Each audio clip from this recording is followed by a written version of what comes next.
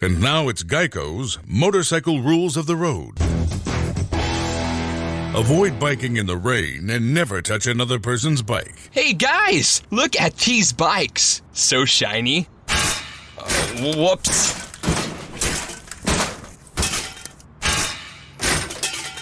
I'm gonna leave a note. Oh gosh, there's more. And the rule to saving on motorcycle insurance is, in 15 minutes, Geico could save you 15% or more.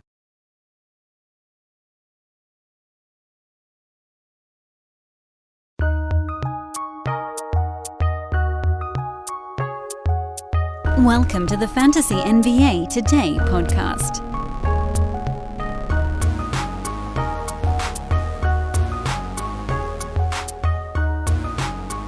Didn't take long after the season ended for the rumor season to begin. And that's the way we'll start this next week.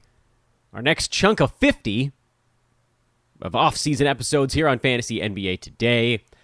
A Sports Ethos presentation. I'm your host, Dan Vespers. Thanks, as always, everybody, for tuning in, spending some time with us here on this delightful Monday, June the 20th, 2/3 of the way through the month. We're on our way, man. NBA Draft is Thursday. We'll talk to William Harris on tomorrow's episode. We may have some more draft coverage this week, which, again, is largely going to be me saying, hey, so what do you got? And that's okay.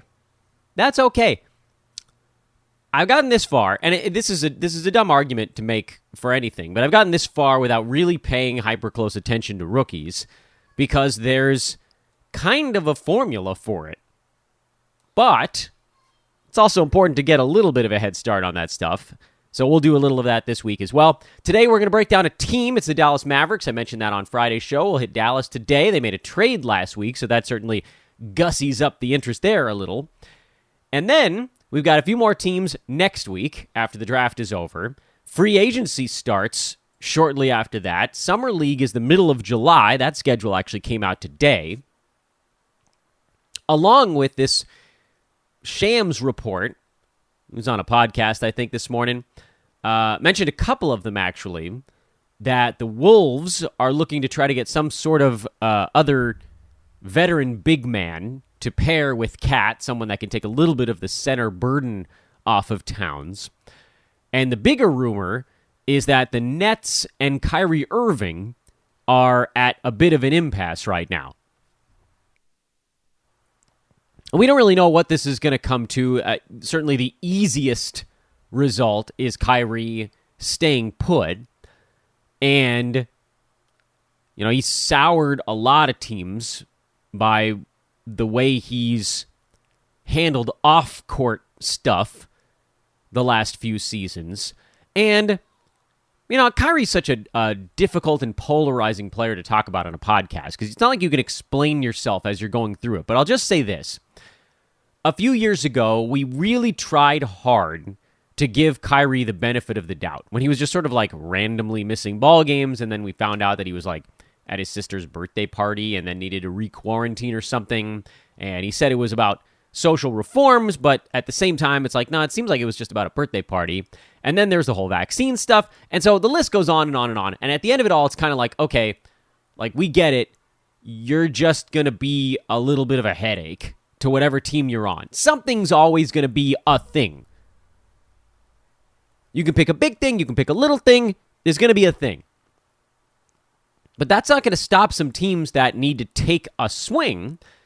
So Shams mentions the Lakers, the Knicks, and the Clippers, which is like, oh, hey, how do you create a grab bag of mostly, lately at least, underachieving huge market ball clubs? Howdy. Lakers, Knicks, and then big city. The team itself, not what you'd call like a typical big market, but they do have a billionaire owner, so the Clippers fall into that heading as well. Lakers and Clippers, I believe, would need a sign-and trade to make that type of thing happen. Knicks could probably move some bodies around and actually sign Kyrie in the offseason. I don't know. It's all rumor stuff, but it does kind of get the juices flowing as you look towards free agency and what sort of weirdness might actually shake out. We'll know more soon, won't we? Yeah, might as well.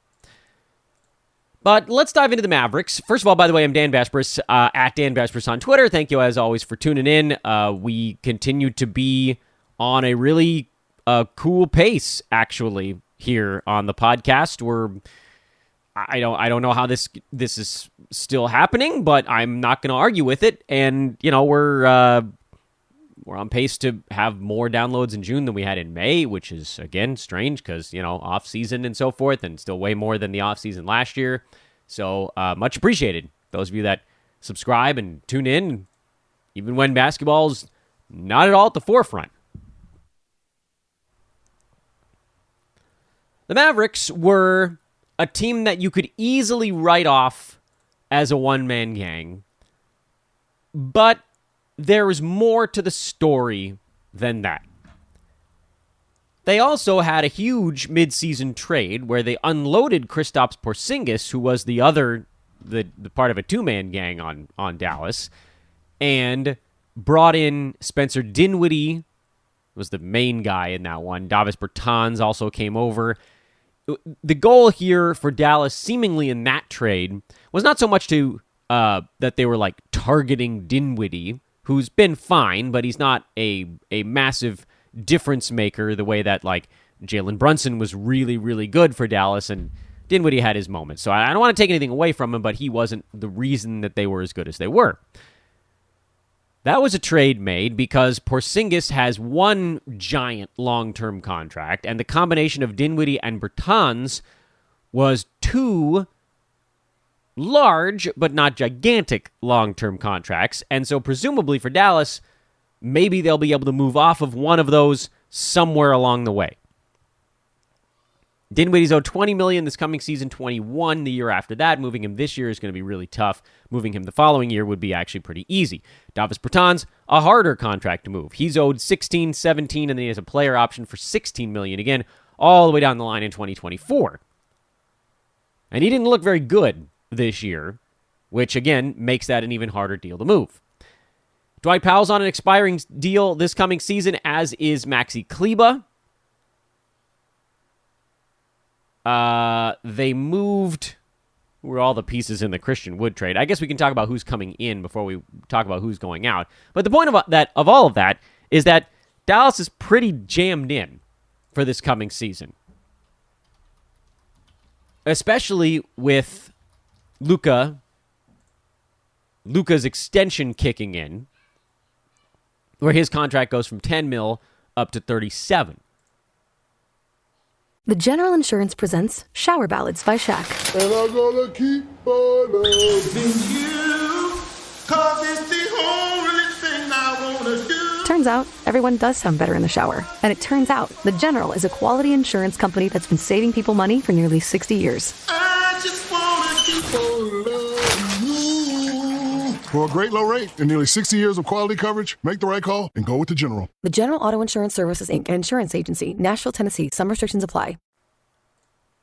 Boban, Trey Burke, Marquise Chris, Sterling Brown. I think that was the quartet. Am I remembering that right? I wrote it down, and now I'm trying to make sure I found the right thing that I wrote down. So that doesn't really change the calculus all that much for Dallas. Marjanovic was making $3.5 million. Burke, who then presumably will opt in to his player option, was about $3.5 million. Chris was $2 million. What was the last name I mentioned? Sterling Brown. I don't even know what the hell he's making. $3 million. So you roll all those together, you get up to about $11-12 million, which is, pretty similar to what Wood was making coming back. And then you cover it up with picks. What this does is, effectively for Dallas, they moved a lot of pieces that didn't see time for a piece that probably will. It does complicate things on a team that was already kind of complicated from a fantasy standpoint. Luka Doncic is always going to be overdrafted because of his eye-popping counting stats. But he was number 28 in only 65 games this year. Couple games under the league average in number of games played, but I believe he hangs out pretty close to that late 20s marker anyway. Like we've talked about, average number of games played for fantasy relevant players was about 67. this year. Luka just beneath that number, and he's always going to have a few games missed because there's so much of the burden on his shoulders. He's playing 35.5 minutes a ball game. Luka was, to his credit, better later in the year, but not by so much that you need to dramatically readjust what he is, which is a guy who scores, rebounds, assists, and hits threes at an extraordinary clip. Big-time numbers in those 4 categories. He is okay at steals, not a total disaster. He's at 1.2 on the season, which is pretty good. He'll get a block every once in a blue moon, but it's not, it's not like it's going to be a helpful number, but it wasn't terrible. And then percentages and turnovers, you're going to have to pray a little bit. He's at 74% at the free throw line this year on 7.5 attempts per game. He is one of the league leaders in turnovers at 4.5 per ball game. And while his field goal percent actually did get better as the season went on, and there's the arguments for, does he play himself into game shape? How does that all work? Overall, that isn't typically a large positive for him, and it's generally more leaning towards a small negative. Just based on historically, last year he was at 47.9%, which puts him almost at kind of like a neutral. This year is at 45.7%. 3-point percentage, pretty consistent year over year. 2-point percentage went down a little bit. He actually took more shots this season somehow at 21.6%. So badly needs help of some kind on the offensive end. But at the same time, Dallas found ways to win games even when he was out with just slightly superior team-wide play. It's not the kind of thing that would last long-term. We know that. But in short bursts, it gave us a look at, hey, what could this team be if Luka had the help, and help that he actually trusted? It sure felt like Jalen Brunson cleared that hurdle this year, but I don't know that anybody else really did. Certainly not Dinwiddie coming in. By the way, to Brunson's credit, he was number 99 on the season on a per-game basis, but he played in 79 games. So he actually ended up being a really useful totals guy, so more kind of head-to-head leaning. And Dorian Finney-Smith is kind of the same story. He ended the year at number 96 per game. You guys might remember our very silly early season Dorian Finney-Smith, hashtag road to top 90, we talked about on the podcast, kind of laughing as he was sitting in that 140 range. But look, he basically got there. By the end of the season, DFS ended up as a 9-cat fantasy option. And late in the year, and some of this was injury-related, some of this was large trade-related, Dorian Finney-Smith, last 15 games, was inside the top 75. Mostly because his field goal percent was just better over that stretch, and a lot of the other stuff stayed pretty much the same. Here's the rub, though, with Dallas. We know that their first priority, we've heard everybody say it 1,000 times this offseason, is bringing back Jalen Brunson, but it's going to cost them. I don't think Mark Cuban really cares about that. He can look at the next offseason and say, okay, well, there's a big chunk of stuff coming off the books at the end of this coming year. We mentioned Dwight Powell, Maxi Kleba, some guys they traded, the guy they got back, Christian Wood, he's in the last year. So you're talking about $30, $40, $50 million coming off the books at the end of this year, then Dinwiddie the season after that. None of these other guys are extended for a while beyond that. Dorian Finney-Smith has a very long one, Luka Doncic has a long one, and then Tim Hardaway Jr. signed for a really long time also. And Bertans, unfortunately, that's the one that's going to really sting. So what does this make the Mavs, then, going into next year? To me, it might make them even more of a one-man gang with these guys that hover near the periphery. Yeah, Jalen Brunson was inside the top 100, but a lot of the damage he did was when guys were out. Good percentages for Brunson floated the numbers. But what that also means, if you're a percentages guy, you need some volume or your good categories don't impact things. You can look at the wild up and down this year of Jalen Brunson. When, anytime Luka missed a game, Brunson got to go buck wild. And in a glorious twist, Brunson barely missed any ball games. Luka missed 17. So right there, you got 17 really good games out of Jalen. If you pull those 17 games out, he's not inside the top 100 for the games Luka was on the floor. And it only got more complicated when Spencer Dinwiddie took the place of Kristaps Porzingis as, and effectively the guy that came back in that trade, another guard. It's a very guard-heavy team, and then kind of, I don't know if you call them wings, but like kind of small front court players. Dorian Finney-Smith, undersized but tough. Dwight Powell, kind of undersized but tough.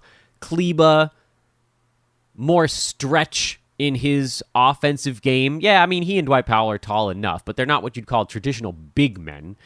And then the guy that they just brought in, Christian Wood, also not really what you'd call a traditional big man.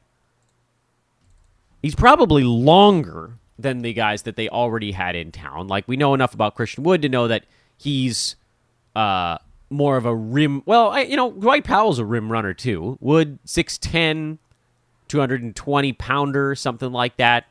Dwight Powell, a little stronger, a little stockier. When you talk about, like, okay, well, what position guys would actually fill on the floor? He's 6'10", about 240. What's Maxi Kleba? Is he taller than those other guys, or is he the same? He might be the same. Let's look it up live on air and get our answer. Yeah, 6'10", 240. Exact same measurements as Dwight Powell. And they brought in another 6'10" guy who's a couple pounds leaner. Yes, undoubtedly, Christian Wood is the superior offensive player among the three power forwards that I just mentioned on the Mavericks, who are all basically going to be playing center minutes. So how does this shake out? I don't think that, and I don't think you guys do either, I don't know that anybody thinks that Dallas is just going to hand the job to Christian Wood. From an effort standpoint, this is probably a good thing for Wood, because he was languishing on a team where there was no intent to win ball games. And I don't know what he was expecting when he went to Houston, maybe, more than a week of James Harden, I guess, but it's been a rough couple of years for Wood. He did manage to get through 68 ball games this season, so to that end, it was less awful, and he, like many players, got better as the season went on. I think that some of that's been kind of this weird fits and starts sort of off-seasons and seasons, and who's in town and who's not. And then, Wood sitting out games at the end of the season, not surprisingly, they went into shutdown mode. It's hard to know really what you're going to get out of Wood, but what I think we can safely say is that while he was playing 31 minutes in Houston, he's probably not getting 31 minutes a night in Dallas. Is that set in stone? No. Meaning there's a chance, call it a 20% chance, that he gets traditional starters minutes with the Dallas Mavericks. But it's going to have to come with a renewed effort on the defensive side and just generalized focus that we haven't really seen out of Christian Wood outside of like a month and a half late in the year in Detroit when it was time to go get a contract. And Dwayne Casey was like, all right, kid, go show me what you got. And he looked really good. But that was another team that was losing. He really hasn't been asked to be good on a winning team before, so I think there's going to be a bit of a culture shock there. He's a decent field goal percent guy. He's a horrible foul shooter who had a decent stretch right at the end of the regular season, but we know these guys. They have a month where they shoot 75% and then a month where they shoot 58%. It does level off. He can spread the floor. He can rebound. He can get steals and block shots. From a fantasy standpoint, there's a lot about Christian Wood that you can kind of like, minus the free throw stuff. But from a reality standpoint, he's going to a team that has lofty goals for this coming year. Mavericks came within one round of the finals. The Warriors, they got to the Western Conference Finals. They beat the vaunted Suns to get there. The Mavs are, in my estimation, still an impact player away from being good enough to clear a team like the Warriors. We saw how good Golden State was this year when they were fully healthy. But then I also thought the same thing about the Suns, and they kind of melted down in Game 7. Mavericks just took them apart with a really good three-point shooting ball game. They just shot the lights out, and the Suns withered. They curled up and died in Game 7. It was really weird and unexpected, but we saw it all. We saw it with our eyes. We know it happened. So I suppose you kind of have to pivot to the question of, who do you draft on Dallas this coming year? And the answer might be nobody. Not because you don't want Luka on your fantasy team. Any of us would be happy as a pig and you know what to have Luka Doncic on our fantasy team. He's super fun to watch. His counting stats are eye-popping and ridiculous, and you can counterbalance his turnovers by just going low turnover on some guys that are really good at blocking shots and rebounding and percentages and stuff like that. Those guys are very much out there. They are Dan Vesper's old man squad type guys. So, you can cover Luka's issues. The problem, like we've always talked about, is the guys that are the best in the categories that you'd need to cover Luka's issues, meaning the percentages, tend to be the guys you'd have to draft where you're already drafting Luka.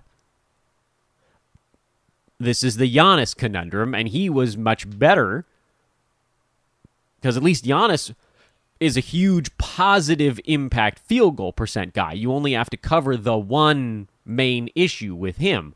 With Luka, you're kind of covering three. Mostly turnovers and free throw percent, but also slight negative in field goal. The guys that you need to do, we've talked about this before. The guys that are brilliant in both percentages do tend to be the guys you'd need to draft in the first and second round. There's a handful of guys that got drafted later than that are positive impact in both. DeMar DeRozan was a positive impact both guy who was drafted outside the first and second round. How many even other ones are there? Most of them is like, they're really good in one and they're kind of okay in the other one.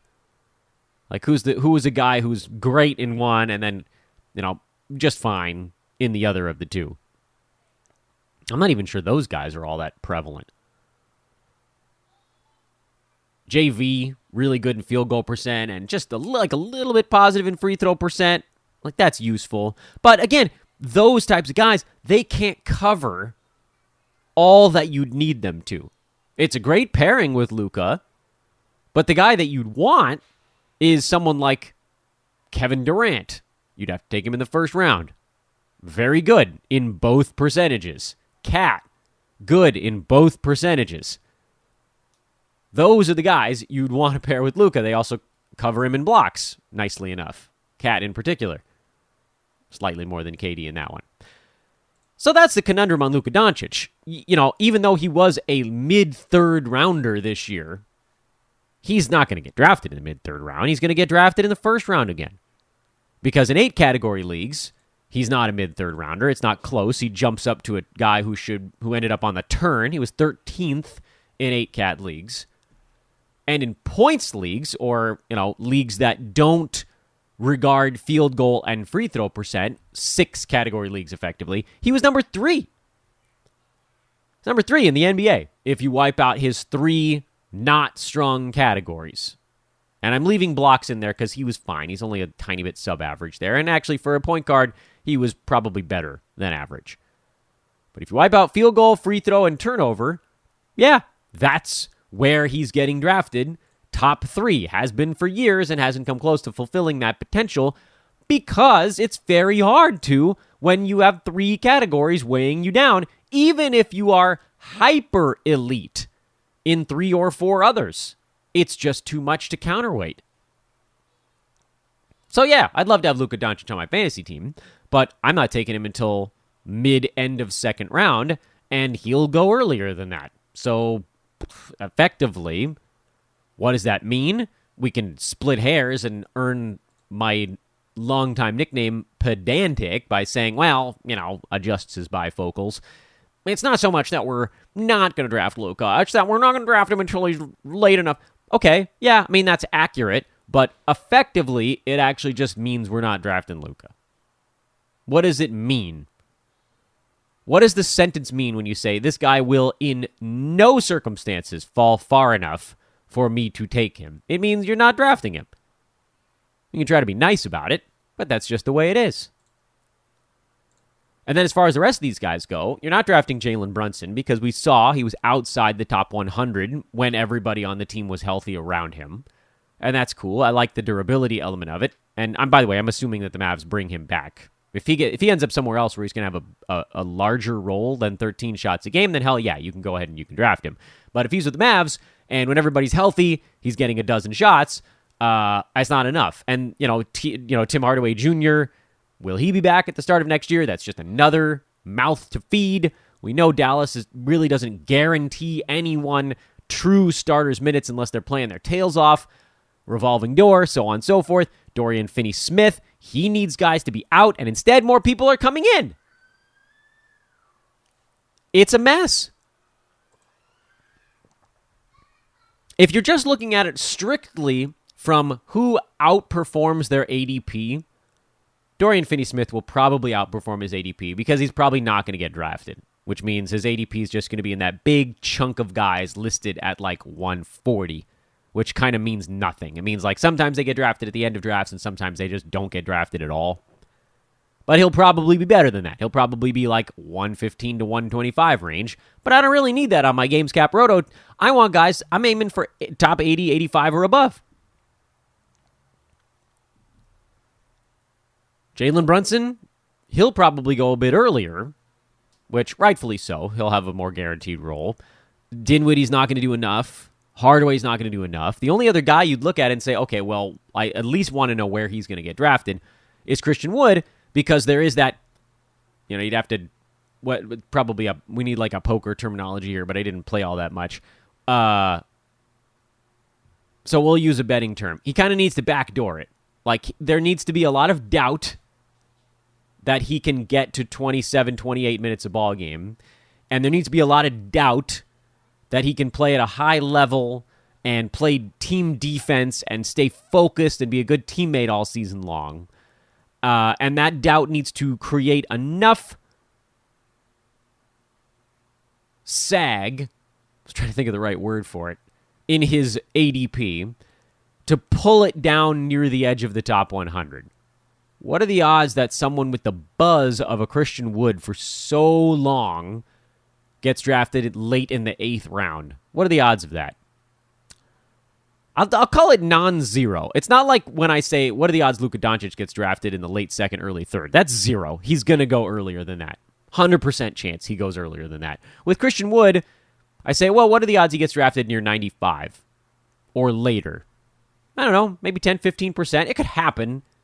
In Mick world, it could happen. It's not a complete 0 because I don't know how the community at large is going to feel about his role after being traded and sort of all the crummy stuff we saw and heard about Wood this last season with the Rockets. Not a good teammate, got benched, left the arena, blah, blah, blah. How much is that going to impact his public perception? I don't think it's enough. I don't think it's enough to say he'll fall far enough. But he does have upside, we talked about it before, if he can get himself focused in. If he has a season where he just hits 71% of his free throws instead of 67 or whatever. There's upside there playing along Luka Doncic. You're going to have way better looks than what you got in Houston on a team where nobody gave a crap at all. So there is an opportunity there. He's probably going to start at center, I would think. But the second he goofs up, you got Dwight Powell, you got Maxi Kleba. Dorian Finney-Smith is going to get a lot of those power forward minutes, so it's not like the Mavs can just kind of go huge for long stretches because they love Finney-Smith more than any of these other guys we've talked about. He's a long-term plans kind of guy for them. Versatile, good defender, floor spacer, efficient. Does all the things. He does all the things that they want their centers to be doing, but can't quite. Like Maxi Kleba, yeah, sort of spaces the floor, but not efficient. Dwight Powell is efficient, but doesn't space the floor. DFS does both of those things. Christian Wood can space the floor, but can he defend anybody? Because Kleba and Powell can, and Finney-Smith can. All three of the Mavs, what are we going to call them? We're going to call them the centers. Kleba, Powell, Wood. All three of those guys have each guy has one glaring hole each in their game. Wood much better offensively, but I don't know that they absolutely positively need that. We saw it with Kristaps Porzingis, much better offensively, couldn't stay on the floor, couldn't assert himself. There's a pathway for Christian Wood to have top 75 value this year. There's a pathway, but I don't call it highly likely, which is why I would only draft him after that mark. To be continued. Maybe the Mavs do something else here in free agency. We do need to know what's going on with Jalen Brunson, so we'll monitor the situation, but that's where Dallas is right now. There's a very real chance we do not draft a single Dallas Maverick for this coming fantasy season. That's a different paper. You know, we have this paper where we're writing all the names we're kind of half tracking. The Mavs is on the paper that's like, what's the team that you're really not paying close attention to because you think it's going to be a fantasy juicy fart? Dallas. And they might be good. That's the funny part. That might be a good team that just won't have fantasy value because Luka is going to probably not hit his ADP. It'll be fantasy value. He'll have value. It just won't be high enough for draft day. And then everybody else is going to be mostly interchangeable. And the only thing you look at, you're like, well, what if Dorian Finney-Smith like magically gets offensive game this offseason? That's his path to upside. But again, what are the odds of that? Super low. We know enough about that. We'll talk draft stuff over the next couple of days, I believe, here on the podcast. And then back to teams. It's the offseason. We do what we want. I'm Dan Vespers. Hey, keep following our baseball and our football guys. I can see that good stuff's happening for each of them. So thank you to those of you that have checked them out. That's Joe, JP, at Ethos Fantasy FB, Ethos Fantasy BB on Twitter. A lot of stuff coming from the football account, and that's actually coming down the pike here pretty soon. Guess that's it for Monday. Enjoy your day. Talk to you guys tomorrow. So long, everybody.